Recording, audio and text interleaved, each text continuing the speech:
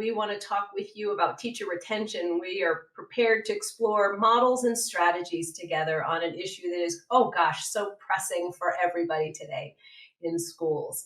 My pleasure to be your host today, moderating the panel. I've got two incredible guests and pictures here, but also we're here live. Carmen is well versed in professional development. She served as the district attorney co-chair for the Professional Development Committee since 2010. So that's a minute of experience she's bringing to this conversation. She has also developed her school district's mentoring program. It currently serves over 100 teachers in the first 5 years of service. Carmen, thank you for joining and for bringing your experience. Very glad to be here.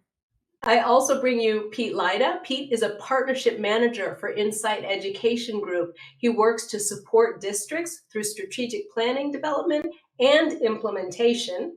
And he also helps us to rethink recruitment and retention systems. Pete, I'm particularly excited to know that you bring us observations from a range of programs. And you've previously served as a school and district leader for 20 years in the Colonial School District in Delaware. Pete, welcome. Thank you for coming. Thank you so much for having me. I'm really looking forward to the conversation today.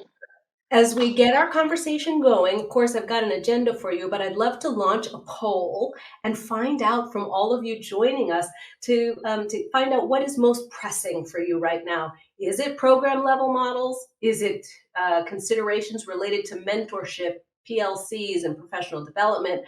Is it about tech tools and how to use those resources like video? Or is it about prioritizing resources to face the range of challenges that are at your feet? Let's find out what is most pressing for you. We'll take a look and see what these results. Carmen, Pete, is this what you expected for outcomes? What do you think? It's looking like it so far. Yeah, this is really something. Yeah. Well, for us in delivering this webinar to you, this helps us to prioritize the way we use our time together. And so really happy to have your feedback and input. It also tells me that it's going to be important for all of us to share feedback, questions, comments, strategies, examples in the chat. And so I encourage us to use the chat as well as we can there. We're going to explore program level models, focusing on Raymore Peculiar, Carmen's district. We'll talk about mentorship, PLCs, and teacher professional development. And we definitely hear that that is a priority concern for everyone here. We'll talk about strategies for optimal use of video, particularly how they relate to the topics above. And I think we'll make time for a quick bonus about criteria for prioritizing resources. So I'm looking forward to today's discussion, and we jump right in.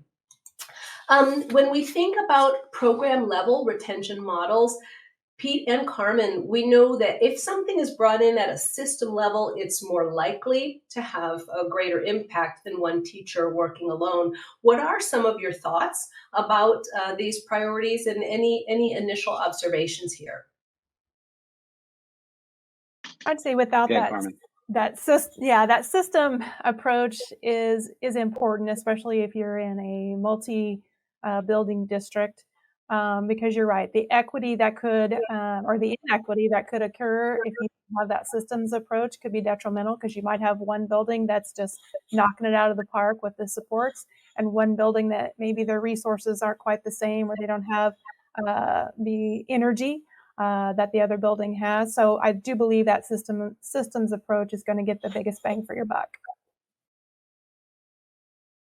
Yeah, I would completely agree, Carmen. I mean, when you think about districts that have, anywhere between like 3 or 4 schools to schools, 120, 130 schools in districts, in larger districts, having that system level approach allows for a greater sense of organizational coherence. You can share best practices and strategies, and you can really begin to develop some really strong momentum by learning from each other, and then also using data to help you better understand, at which schools do you have higher retention rates, and if and then learning from the best practices and strategies that are there that can then be transferred to other school campuses. When we met to think about what we could offer in this conversation about retention, we knew that at the program level, the considerations we're looking at on the screen are essential. Is there one that you want to make sure everyone in this webinar understands? Is there something that we want to define or clarify?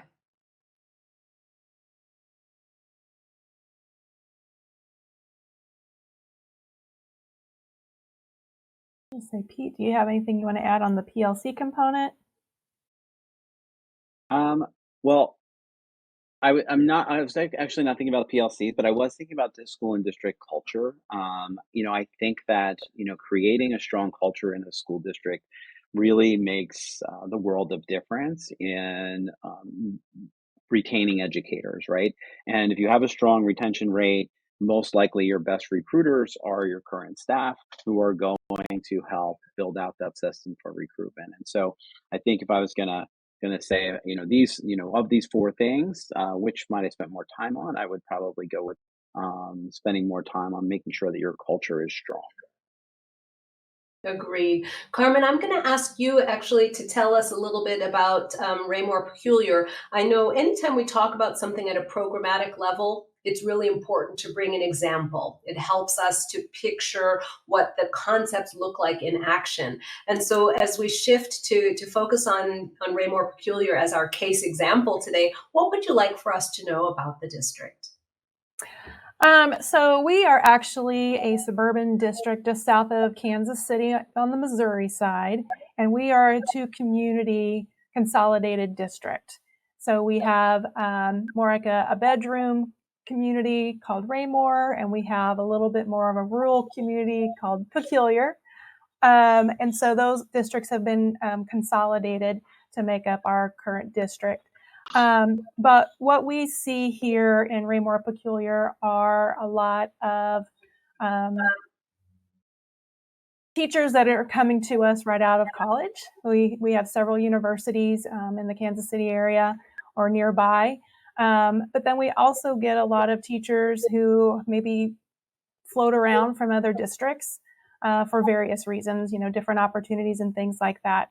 So a long, long time ago, we decided with our program that even though the state only requires 2 years of mentoring, we felt it was valuable to support our teachers in those first 5 years of their experience. So before they got tenure, how can we give them the support that they need? And we use a gradual release model. So in those first 2 years, they have a lot more support from their mentors. And then as they get through years 3, 4, 5, some of their tasks and some of their support becomes just a little bit more on them and not so heavy, specifically supported by the mentor themselves. So we kind of parsed it out based on where the teachers are in their development of those first 1 through 5 years. When we think about the strengths of Raymore Peculiar, there are a few areas that we definitely want to spotlight. And one that struck me right away when I looked at the website was some of the semantics that you all use to make sure that the intention and priority of the time for teacher use is clear. Talk to me about this language of professional learning and some of the other pride points at Raymore Peculiar. Absolutely. So a few years ago, coming out of COVID, actually, the Professional Development Committee was realizing, hey, we still need to be forever learners. And we had a conversation about professional development. Sounds like things that are done to you rather than being a forever learner. So the committee said, let's rebrand, let's rephrase, let's talk about professional learning, because it is all about being active in your learning and continuing going instead of just, oh, I get to stop. I've met all of my development. So we want to be forever learners. We want to be reflective in our practice. And so we made that rebrand of a change. And our Board of Education also values the work that we do and knows that teachers' time is very valuable, and there's more and more and more that just keeps getting added to plates. So they partnered with our calendar committee and talked about okay, how can we give back a little bit more time, and developed collaboration days. And so we have 9 collaboration days scheduled throughout the year, along with 3 professional learning days. So we have lots of strategic time for our teachers to meet together. And on those collaboration days, part of the morning is for them to work on district type goals. Part of the day is also just individual time. Hey, what do you, teacher, need to work on? What tasks do you need to get through? Even if it's making a phone call to parents, if it's working on grades, that's your time. And then the last portion of the day is geared toward building time. So what does the building principal need to give the teachers? Or is it building type tasks that they need to, we got to complete some surveys, or we need to plan what's coming up on the middle school dance, things like that. So that day is kind of parsed out into those 3 areas. And we've gotten very good feedback from our staff when we survey them. Each time we have a collaboration day, they give us feedback on what worked well for them, what they still needed to give the committee to work on some better opportunities, things like that. So we always survey after, whether it's a collaboration day or professional learning day, to get the feedback so that we can continue working on enhancing what the teachers need.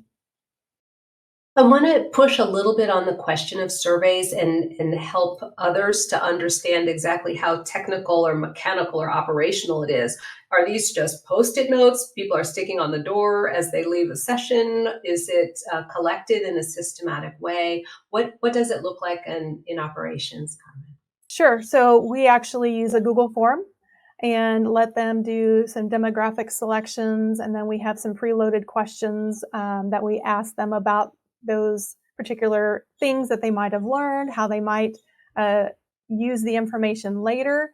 We also collect names, and I know that gets a little bit dicey sometimes, but the reason we collect the names is we ask a question at the end. What particular piece of information were you given today that you need more support on? Because if we don't know, if someone, anonymously says, oh, I would like more help on whatever the topic was, if it's anonymous, you can't help them. So this enables us to go, oh, Pete said he needs more assistance in XYZ, then we can dispatch people to Pete so that he can get the help he needs quickly. I love that. And I think if you created a space that is safe and comfortable, where sharing that you need some help is okay and expected, then by all means ask for the names. Pete, you lead a lot of this work. How do you feel about that? Well, I was just going to say, I mean, what I was talking about before, that school and district culture is so critical. Creating a culture where leaving your name is just part of the practice, right? That you have a safe space to ask for assistance, to offer assistance, whatever it might be. I love it. Um, I'm definitely an advocate of surveys, to quick surveys and not super lengthy surveys. But I think one of the things that it sounds like you're doing, Carmen, which I definitely recommend to all district leaders and school leaders, when you do administer a survey, that you follow up within a couple weeks afterwards, right? So you can follow up immediately. Thanks so much for completing the survey. Here are 3 things that we learned. Here are the next couple of things that we're going to do. We look forward to our next PD day on such and such. So it's and then people will be more apt to complete surveys in the future, to be more candid with you, and I think that's creating a stronger culture. Thank you for sharing that. And maybe it moves us into the topic that people are here to learn most about. And that's really this focus on mentorship, PLCs, and teacher professional development. These 3 names are used together for our discussion purposes because they really represent that space in our schools and districts where humans support other humans. And whether it's a mentorship, whether it's a professional learning community, or some kind of collective teacher professional development, all of those are represented in the next few moments of discussion. Let's talk about these considerations. And Pete or Carmen, I'd invite you to share, when we think about the people, the process, and the product, what are we talking about? What can we share here? I'll give you some specifics on our mentoring program. We're lucky in the sense that we have instructional coaches in our district. Many moons ago, we used to not have instructional coaches, and so teachers just volunteered or were voluntold to serve as mentors. But when we went to the instructional coach model, we needed those people to be the ones who were available during the school day to assist those new folks.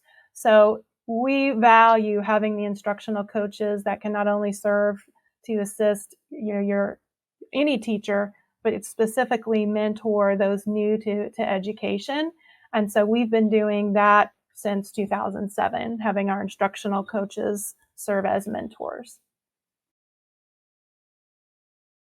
Yeah, I love that. I think, a couple things that come to mind that, in my work across the country, one of them is the importance of having onboarding teams and or recruitment and retention teams. This goes beyond like your traditional mentorship from a required mentor-mentee relationship. And it's not so much like your sunshine committee either, right? So it's a little bit of both. It takes the individual that has just been hired into the district or school and helps them understand the culture of the school, and brings them in and helps build up a sense of belonging, so that once that first new hire orientation day occurs, they are ready to hit the ground running and don't feel as intimidated walking into a room of 100 people and not knowing anyone. They've already had an opportunity to connect with people. And so, for me, I think about the people and the process, in this work for mentorships. That's the type of connections that make people stay longer, right? Because they're already beginning to understand who they can go to for advice and guidance, etc. That's not as connected to mentorship programs or mentor programs. The other thing I would just add that I've noticed, of course, each state has requirements for mentoring, or most states have requirements for mentoring. And I would say that the districts that are really thriving in this area are going beyond that. That the minimum requirements for mentoring are just not quite enough to help build out a really strong mentor-mentee relationship that is sustainable and ultimately builds to greater success in the classroom among newer teachers and higher retention rates. I agree. I also wanted to mention, I'm glad you brought up kind of the onboarding. A few years ago, we used to just call it new teacher days. You bring those staff members in, whether they're new to your district or brand new in coming to your district.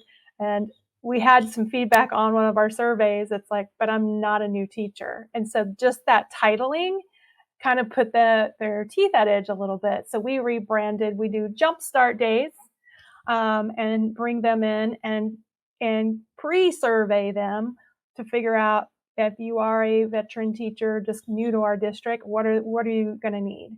And we give them tasks, or we give them professional learning that is what they need, versus what those I'm just new to teaching and I have no idea what I need to do.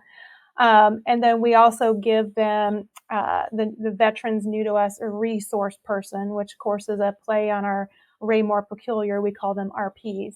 So resource persons, this is your resource person. So when you have those questions about, hey, what does it look like at the end of the quarter? Or how do I call in for a sub in the school district? That process, because you're right, giving them the support that they need is vital. So they don't feel like that outsider for the first, quarter or two.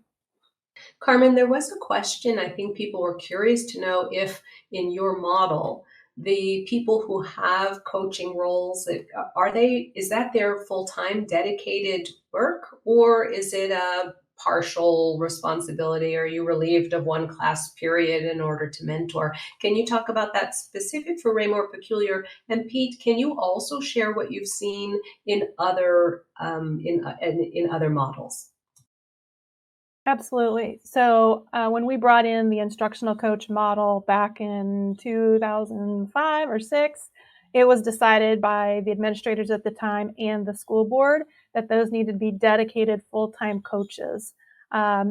they had researched other models to where maybe it was a pullout portion of their day or half a day. They just couldn't make the biggest dent. So these are completely 100%, that is their job. Yeah. I've seen a lot of districts that have begun to experiment with different models where instructional coaching is not a full-time job. And that can be, that in some districts that's easier than in others, to be quite honest. And depending upon the level, the school level, I think it also uh, it depends, right? So, like at a high school level, you can give perhaps a reduced schedule to a member of each different department, right? The team lead or the chair for each department, and that would free up, maybe one period um, of a day so that they could get out and they can help support new teachers in each of their departments. I think that's a pretty successful way to do that at the high school level. And also helps us, I think, from a content perspective. So you can really help build that either content or pedagogy, whatever is needed for the new teachers. I think it just gets in middle schools a little bit more challenging, and then elementary is a little bit more challenging too. But I think being creative is if you think differently about what how you can approach the work and you collaborate with your teachers, then you can make it happen.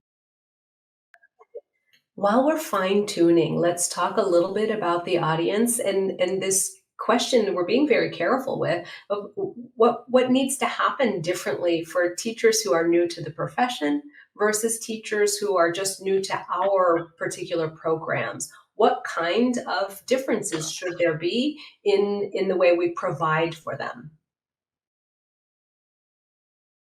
I really do think you have to recognize the abilities of the veterans that are coming in who are established. Like I mentioned earlier, sometimes you take for granted, oh, this is our school, it's our way, they don't really know what we're doing, but we have to acknowledge their skill set as well and have that happy medium. So while they still might have to learn what is valued at RAPEC and the way we do things, it's not to say we discount their skills either. And so there is the recognition that we need to honor their experiences. And that does look a little bit different than just those fresh out of college or fresh out of industry people who are starting their career for the first time. Pete, as you answer this question, can you take us on a little bit of a tour of some things that may help us understand different pathways and different audiences? Yeah, absolutely. I mean, one of the things that we have seen, particularly in the last 3 or 4 years, is that the pipeline to the classroom is very different than it ever was before in many districts. And so now, if we did a kind of a step back in time to 2012, and we thought about the educator pipeline, this is probably what you would see. You would probably see that traditionally trained teachers coming out of ed prep programs was made up about 75% of your new teachers. Your experienced teachers would make up about 20%, and then your ARTC, alternate routes to certification teachers, would be next. And uh, and so most of those all routes teachers back in 2012 were definitely for like CTE programs, etc. But now the pipeline looks so much different. That you have traditionally trained teachers that are comprising much less percentage of new teachers coming into your district for a lot of different reasons. But the most pressing reason is that over the last decade or so, the number of participants in ed prep programs has decreased by like 300,000, which is pretty significant. Um, and then you have experienced teachers, which is probably about the same depending upon your district and how people are moving around. But I think also we're seeing a lot of people leave the profession that were experienced teachers. Your alt roots are starting to ramp up. And then these last four, long-term subs, paras teachers, retired teachers, and international teachers. Those are very new to some districts that have not really been faced with a teacher shortage before. And so you have people that are new to a classroom um, as long-term subs. They don't have a traditional background in ed prep programs, and their level of support that's needed is different than somebody who's an experienced teacher. And I think um, I actually think about the slide before, just that I don't know that we were amazing at making sure that we onboarded and mentored with three different groups, let alone now in 2024 where we're doing that, differentiating. So I think the more that we can figure out the uh, a better way to differentiate, like Carmen said, like understanding where people are coming from first, and what they might need, and then providing that support. Not just doing new teacher orientation, but throughout the year. It's I think new teacher orientation in some districts is overplayed as an effective onboarding strategy, especially if you only have a day or so, which some districts do, right? So I think shifting around that schedule and making sure that you have a more systemic approach towards onboarding and supporting, I think is really really important. The other thing I would just also add about those new teacher days that Carmen, you probably know this as well, is that it can be like drinking from a fire hose at times. And that's not the type of experience that we want our people new to education to and our districts to have. And so we also have to be really mindful about the design of those experiences over those first couple of days so that people are able to reasonably digest the amount of content that is coming at them. And then, of course, this is the next piece that also makes things complicated is that now we have five generations. Carmen added the fifth generation, the Gen Alpha, that are going to be coming into school soon. So get ready, folks, because we have to be prepared for them. But I think the other thing, when I think about even just the different profiles, there's two parts to this. I think our Gen Zers have a different approach to work and life, maybe than we had, but they also are not experienced enough in work and life to mature into, I think, maybe kind of a little bit of a new normal, from a work life balance. But I will say work life balance across the generations is becoming more and more important, especially after the pandemic. Carmen, how representative is this shift in sort of sourcing of educators? How representative of Raymore Peculiar is the slide that we just saw? Almost exactly. Especially in the last couple years, especially, we have had to go to exactly what is described. Contracted services for positions we couldn't fill, long-term subs. We've had some people that, came from an alternate cert background, thought, hey, this is the way for me to go. Hits November and says, yeah, this isn't for me. So then what do? We had to try to find someone, and usually it's a long-term sub situation through the end of the semester or through the year, depending on what the topic is. But I would say since the pandemic, we definitely have seen our retention rates and our changes really changed drastically. It used to be for us, retention rates were in the mid 90s. And then after the pandemic, we are consistently dropping. And last year we were at 88%. And that's not what we've seen historically. So we're looking at what's going on. Lots of different reasons. Pay scale being competitive. We know inflation out there is wreaking havoc. We've got a lot of kids, I call them kids, of course, teachers who are having kids and say, hey, I can't afford the daycare. So that's a big reason for some of our teachers leaving. But we also have in our community, we have a lot of teachers who are very loyal to us, who have been with us a while. So we're seeing a big chunk of retirements. So the next, basically from 22 until probably 2027, we have a big range of retirements occurring because we've had people that just stay here with us. Yeah, this is a very real issue for many districts. I know our focus has been thinking about retention in terms of teachers. I think it's important to explore the context in a broader way as well, and maybe think about school leaders. We know that there's been recent research, and National Council for Education Statistics has talked about turnover in the principal roles, 1 out of 5 every year. And an average tenure for principals right now is only 4 years. So there's a lot to say that we need to think about retention, in various roles for our programs. Anything that you'd want to add here as we think about what school leaders need? I'll jump in first. So, in working with districts all over the place, I feel like the last, again, since the pandemic, during the pandemic, we had placed undue pressure. I think, well, maybe not undue, but pressure on principals that they had never felt before to be able to essentially reinvent a school for a year and a half, or 2 years, or however long it really impacted their schools, and required them to do things that they had never done before. Um, while we also gave a lot of grace, I feel like, to staff and students and parents, we didn't always give it to our school leaders. I don't think that we took care of them in the way that we probably could have and should have. And I think districts are realizing that more and more now. That because of that, it's really stressed our colleagues that have been school leaders. I have a number of really great friends.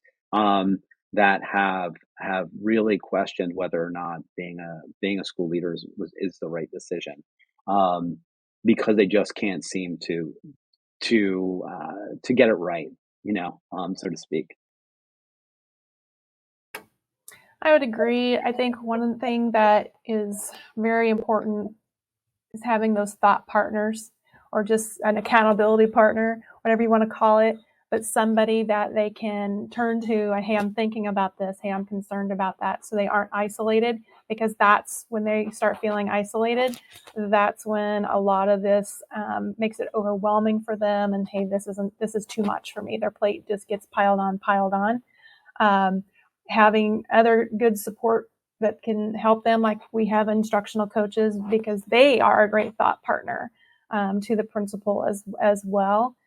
So that's one small thing that we've been able to help. But Pete's exactly right. Things just continue to change since the pandemic, and even with the instructional technology, you've got a certain generation of people who are leading buildings who are encountering technological pieces that they didn't even have to learn, and now they're trying to train their own teachers. So all this added pressure just keeps stacking up on them. Yeah, You yeah, and then when it each goes back to, like, what we just talked about supporting teachers, right? A lot of that has to do with what principals are doing, right? And so they're consumed with all of the different things that are going on in schools. They want to be out supporting their new teachers and differentiating and being there for them in the way that they need them to be. But that's really hard because they have just so much, it's fixed time. And I think, the ESSER money has assisted with additional staff in buildings in one sense, but on the other hand, it's been really tough to even fill some of those positions that we thought would be really helpful. And so that tension exists. And I think as we look at the fiscal cliff of ESSER that's going to be coming next year, I think it's going to be really challenging. So I think we need to make sure that we're taking care of our school leaders more so than ever before. You each bring school leader experience to this conversation, so I want to point that out for people who are paying attention. You all speak from experience, and you understand the complex and often competing demands of your time and of the resources. I'd like for us to shift a little bit and talk about some recommendations, top recommendations that we'd like to offer to everyone. And in this case, not just recommendations for leadership, but recommendations for the broader category that we have of PLCs, of mentors, professional development. What do we want to make sure people hear from us today?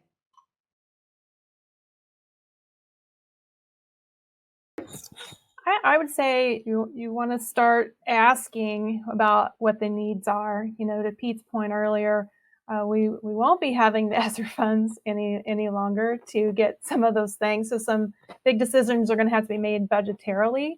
But how do you prioritize? So what are the needs? What do we really need? What do we really want? And then let's prioritize that, because we have to do some, strategic thoughts around our budgets now that ESSER money isn't going to be in place.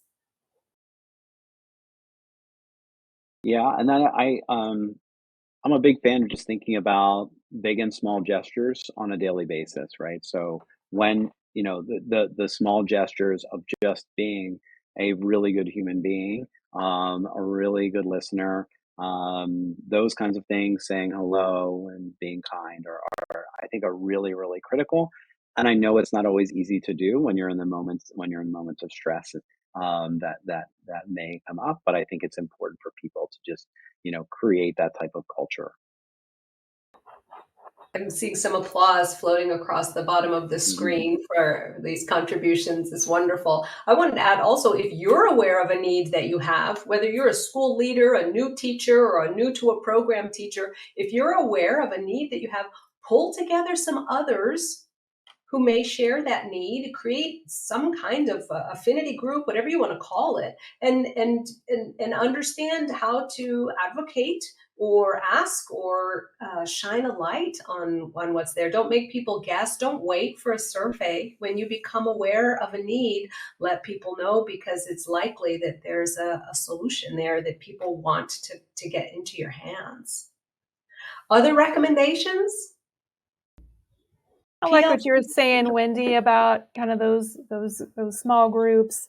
It might be a little safer that way, which is what a PLC is for. When you have those small groups working together, I might have a need, but if I keep it as a silo, I may not know that there's somebody out there with that same question or same need.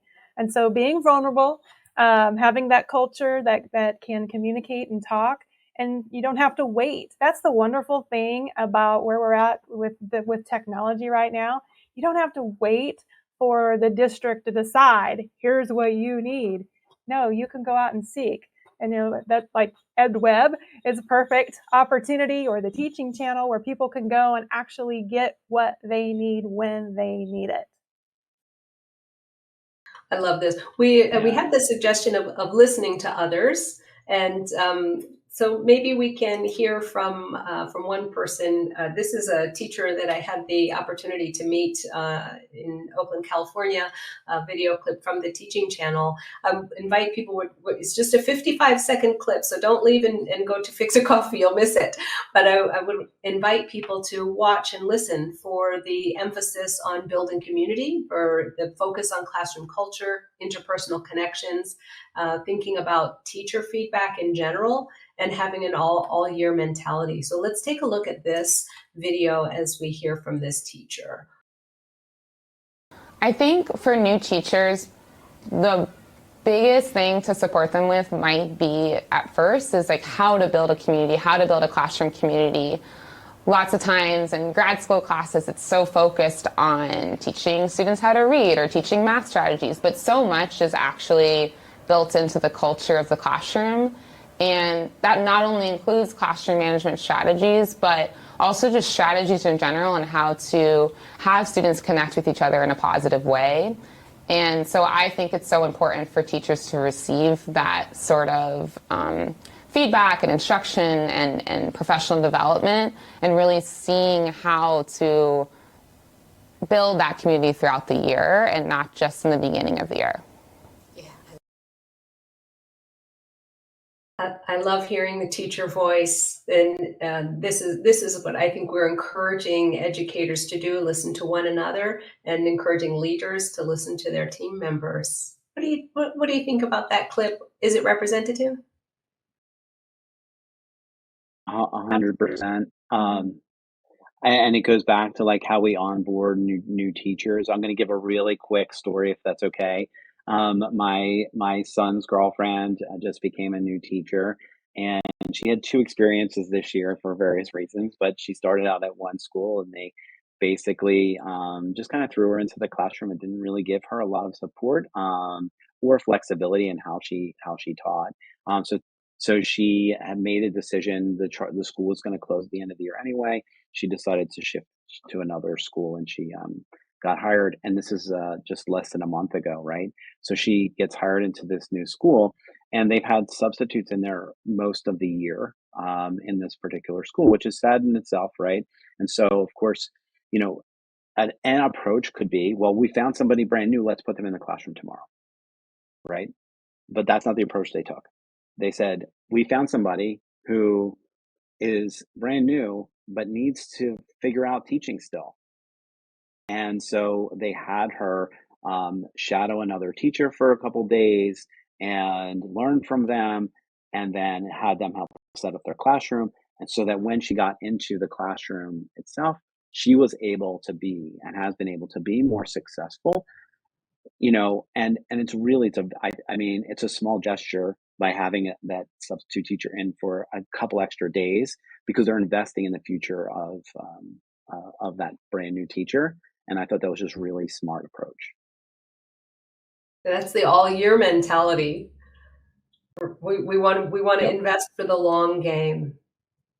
Yeah. Carmen, what did you notice?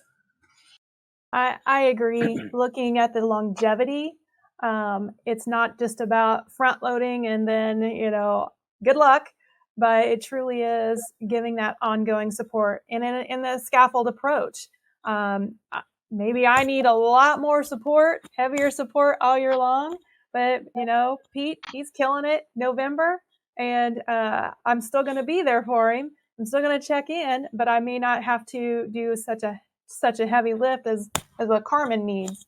And so having that trust with whoever the mentor is as well, so that they can identify the strengths and the weaknesses, so that it's ongoing, and having benchmarks. One of the things that we do in our program is we give them specific things that happen each quarter or each semester. So they have those benchmarks. These are the things we're looking for. These are the things that you should be working toward. We follow the Gym Night instructional model, and they do some impact coaching cycles, so that the teacher chooses, hey, I really want to do a little better job of having building relationships with my kids. And so that's the cycle maybe that they start with. And then once they either master that, or, hey, I haven't quite mastered it, let's try it again. And so it's that continued support and that scaffolding that happens all year long. When we think about all year mentality and having just seen this video clip, it really moves us into an opportunity to talk about how to use video. This is a tool I've just found infinitely valuable because of the flexibility it provides to work asynchronously, to timestamp things, to create a portfolio. There are just some really great ways to use video. So I want to transition us, having watched a clip and recognizing the power of hearing different voices. What are some ways that we might recommend using video, particularly to improve retention? We use it two ways in our school district. One, it's just required part of the mentoring component that they videotape themselves and reflect with their mentor. And then with our professional learning committee, they want teachers to also engage in going into each other's classrooms. And so sometimes physically it's hard for them to go into the classroom, but they can do videos of each other and then sit down with their PLC or their collaboration time and look at those videos together and have reflective conversations about what they've seen in the video. And Carmen, where does that fit on a sliding scale between recommended and required? So with our new folks, our ones that are in the mentoring program, it's on the part of their checklist. Hey, have you done a video in first semester and reflected with your coach? But then they also participate in the professional learning committees. So really, they're getting about 2 to 3 opportunities to reflect with videos. I love it. And Pete, I know you've got some experience using the Teaching Channel platform. Can you tell us a little bit about that and tell us what we're about to see in a clip? Yeah, I mean, I think there's just so many different ways that we can use video in our professional lives and education. I mean, it's not just for teachers; it's for professional development, for facilitators, for instructional coaches and principals who are providing feedback. I mean, there's just a multitude of ways. But again, I think it does go back to like what we were talking about before, that if you have a culture where you're vulnerable and open and you're able to use video to leverage the talents in your classroom, I think that's a great opportunity. And the video you're going to watch here in a second, is I think a really good example of thinking a little bit differently about how to use video in a PLC model. So I'll just let it take it from there. I think we're all so careful, not wanting to make people feel vulnerable or helping to make this part of the culture. We can use video to spotlight great things happening in our schools and districts. That can be the purpose. Show me something wonderful that you're proud of in your lesson because I want to celebrate you. And so let's take a look at your clip. We use it both for individual coaching, but I'd say where it's been most powerful has been in our PLCs within departments. Teachers are able to try and implement a strategy or a piece of curriculum and see how others in their department are then implementing it. Finding positive deviances and who's having the most success with this strategy. So just building that collegial feeling and being able to actually see what others are doing in their classrooms. I love that. It's short and sweet, but gets right to what we're talking about and celebrating good things. Tell me anything else about video: self-reflection, peer feedback, formal observation. Is there anything we'd like to punctuate in this conversation section? So since we were talking about the teaching channel opportunity there, that does give so much on the self-reflection and peer components, because you can share it with your either just your mentor, and they can pause and give feedback, and there's two-way communication, so I don't have to even be sitting next to you. We always prefer that you're sitting together, but hey, life gets busy. But there's also the opportunity they could share with their other cohorts too. So if I'm a year 2 teacher and I just want to share this video with the other people in my cohort and get their feedback, what are the bright spots? What are the challenges that we're seeing here? Those pieces are just as informative as the principal coming in and sitting down for a formal observation.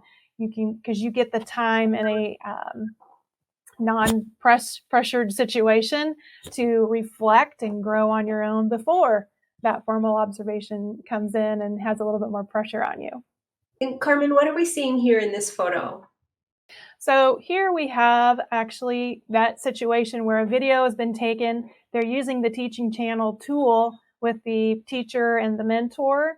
And okay, here's a piece in the video that I want to stop and talk about. So you gave me this feedback, or you asked this question.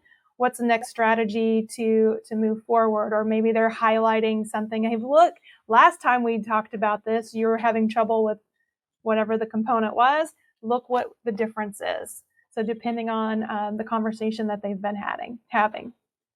And Pete, can I put you on the spot to offer some sort of wrap around? What might somebody want to have in mind as they prepare to move into a shoulder-to-shoulder conversation with a teacher or with their coach? And what might be some takeaway actions that someone could expect following this kind of shared discussion? Yeah, I think I'll go in with like vulnerability and positive intent. That when you enter into that conversation, the teachers are really trying to get feedback that's going to help them grow.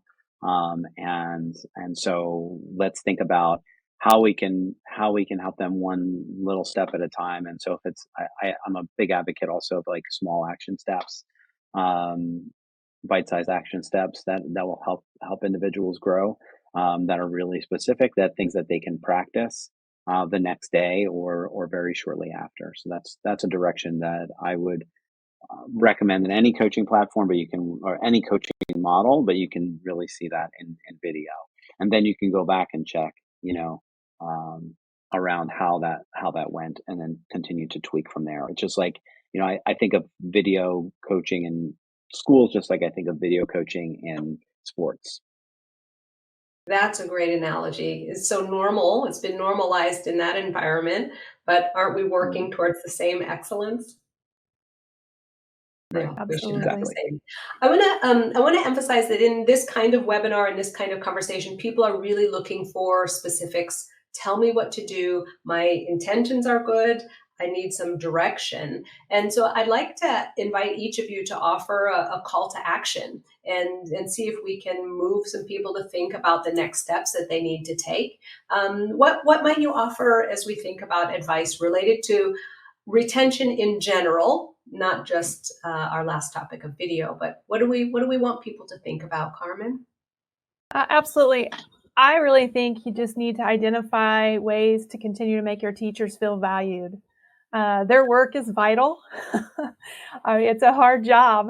So what can you do to inspire them to continue in this career? Even, in those days where it's dark and dreary, it's like, how do I keep doing this? What is it that I can help you feel value to what you're doing? And just maybe even ask that question. I love that. Ask and people will let you know, but providing value. So a call to action. You're asking school leaders to be attentive to this. Mm-hmm. Yes. Thank you, Carmen. Pete, I've got the same question for you. We want to be specific. We want to give people a place to begin or to improve. What would be your call to action related to retention? So I would, as a district and as a school leader, I would lean into just listening to your staff, and they're going to tell you what you need to know. And that's going to come in the form of a couple different ways, like very formalized. You think about, oh well, from a stay interviews in the mid-year check-ins that you have with staff. Those are important, and you want to collect that information and have those conversations. It's also important to listen to them during exit interviews and to gather that information and use that data to then inform how you're going to improve support for teachers or staff, I should say, in the future. But that's really only part of it. The other part I really want to think about when you're listening to them, it's goes beyond that, right? So like it's watching their behaviors. Our teacher, are you noticing anybody showing up late for work? Are you noticing people that are more frequently absent than they've been in the past? Are there more people or who might not be attending professional development? Who's not coming to committee meetings or not showing up for committee meetings? Who's not going to happy hours afterwards, or who needs more happy hours, right? So like people are going to tell you what's going on in a lot of very different ways, and I think being responsive to that as a district and as a school leader is really helpful in thinking about how you can drive um, organizational change, but then also building level change. So Carmen, you're reminding us to show appreciation, and Pete, you're reminding us to listen. And if there is a takeaway from the conversation, I think that those are the ones that we want to keep in mind. I had hoped, and I'm delighted that we have a quick moment to talk a little bit about how to prioritize resources. And we know that districts do not all have the same resources. They also do not all have the same challenges. But what broad brush guidance might we offer to assure decision makers that they are prioritizing well and using their resources well? Who would like to begin? I'll go. We talked about. I'll go first. Okay, go ahead, Pete. I'm sorry. So, all right. So I was just thinking about, just if you have decent data sources, right, you can begin to see your retention rates start to climb, and so paying attention to those. But when you think about resources, there is only a fixed amount of time. You have to be thoughtful, but you need to be you should take steps, right? Like just because you can't fix everything at once doesn't mean you can't get have a perfection paralysis, right? You have to take the best next step for you and for your district so that you're striving to be better tomorrow than you were today. Carmen? Absolutely. And I also want to talk about here on the small wins. What are those small things that you can do that make a big impact? Even if it's just, to Pete's point earlier, even if it's just greeting those teachers at the door, hey, I'm here with you. Helping them get through those small hurdles that come along that feel like mountains. What can you do to get the small win? Because in the long run, that's going to build the culture, and that's going to create loyalty, and that's going to go a lot farther than you think. Great. I'm going to add one more quick thing. Yeah, I was just saying there's really a lot to talk about here. So give me a little more, Pete. Yeah, I mean, I'm thinking about the recruitment aspect. I know this is about retention, but You know, again, you have to have a really good retention strategy to have a really good recruitment strategy. If your teachers are unhappy or disgruntled, they are not going to, or leaders are not going to help support you. And and my guess is that when you ask your staff, how did they find out about working in your school or district? It's going to be through, most likely, through a Mhm. friend or a colleague. And why do they stay? It's because of the relationships with friends and colleagues, the impact they have on kids. Like those are the things that I hear across the country in districts all over the place, regardless of size, rural or urban. Those are common threads that I continue to hear. I'm really glad that you brought up the other side of retention because often in conversations today, people are talking R&R, it's recruitment and retention, as though it's one thing. And our focus here is making sure that people aren't leaving out the back door while we're just focused on the front door. But the comment you're making about a good retention program is a good recruitment program is really important for people to hear today. And even we can weave in our conversation about video. Imagine as part of your recruitment, having people say, I want you to see why I enjoy being part of this team. I want you to see me in action here with our students. Those pieces really start to click together in powerful and informative ways. Other thoughts on criteria? I, Well, I, well, I was just gonna add that when you're using the video like that, and you have the vulnerability between either a veteran teacher or a new to teaching teacher, that culture is going to do a lot. So when they come in, the very first thing you often hear is, "Oh, I hate to hear myself on video." Right? But it's more about, got to get past that, and you got to look at what are the kids doing and what are the things that are happening so that they can be vulnerable, so that they can grow. Carmen and Pete, I want to ask you a couple of questions that have come in. While we do that, don't log out yet, friends, because I want to launch one more poll and find out how we can best support you. I am grateful for the specific advice, recommendations, and strategies that I was able to explore today with Carmen and with Pete. And so we'll launch a poll and see what we can learn from you as we bring things in for a landing. We'll watch those numbers. Pete, there was a question about the source of the information that you have between the 2012 and today. Gut instinct, or Honestly, it's informal research based on feedback from educators. yeah, Honestly, that it's not cited anywhere. I would love for somebody to take the time to cite it for me, I because I'm think sure that the numbers are out there emerging. we heard Carmen say that what we saw was representative of her district as well. It's absolutely consistent with what I've seen from coast to coast in conversations and in meaningful work with schools and districts across the country. So I think that one's a good one. I see your poll answers coming in. Let's keep those going. I want to ask another question, this one from the chat. I wonder if we can talk about any support for school counselors. Is that another group that we want to make sure we're taking care of in this conversation? Are their needs different?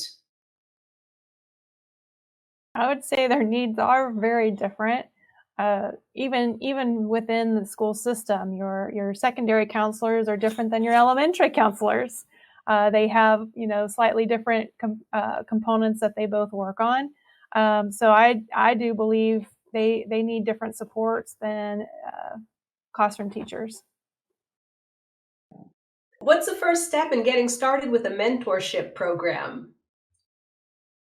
The person that asked this question, I'll almost want to suggest that part of your start would be figuring out what you may have that's already informal that exists there. But I think Pete and Carmen may be able to talk about a little bit more of the structural getting things going, but an inventory is always a good place to begin. Pete, what might you add? I see you nodding. Yeah, I would say, like I was saying before, of course you have the state mentor program, right? Like that's your baseline. You have to have that. And then from there, the very first thing I would do, because it's March right now, I would reach out to all of my year one teachers, and I would set up I would probably do a survey and maybe some empathy interviews with them to find out what was working and what did not work this past year for them. And then also the same thing with your mentors. Your mentors are going to have a lot of information about, historically, what has worked and what hasn't worked. But your new teachers, and this is, regardless of their path to the classroom. I think that they'll give you a lot of information. Carmen, thoughts on how to get something set up? I agree. Go with what you have available to you, and if you only have your state program, work with the state program to get that going. If you can add on, like we do, and have instructional coaches that the Board of Education has said, yeah, that's an important factor, then build upon that. But just start with what you have and who you have, and if that means some stipends you might have to budget for to give your mentors a little bit extra funding to get the work done, then seek that. But start with what you have and build up from there. We have a tough attendee group here. I've got a Sophie's Choice question for us. Should new teachers be prioritized over veteran teachers? Oh, that's a tough one. What are there pros and cons? Let's not choose, but let's talk about pros and cons. New teachers over veteran teachers. Thoughts there? All right, I will go out with, I think we got to, in our district, because with what we're seeing, we're in a retirement bubble right here. So we're seeing a need to support the new teachers, whether they are new from college traditional learning or whether they're new from industry or alternate route. Those are the people that are going to need the support first, because they're the ones that are going to be with us a little bit longer. Okay, Pete, your thoughts? So if this is a complete pick a side, I might go with supporting my veterans. At good. this Let's keep it point. balanced. However, of course, it's not a complete pick a side. Like you can do both. And I think what that looks like is just different. And so you have to think about your capacity to support new teachers and your experienced teachers. This has been an amazing conversation. The hour went way too fast. Carmen Ricker, thank you for representing Raymore Peculiar and for your rich contributions to today's discussion. Pete Lyda, thank you for representing Insight Education Group and for your rich contributions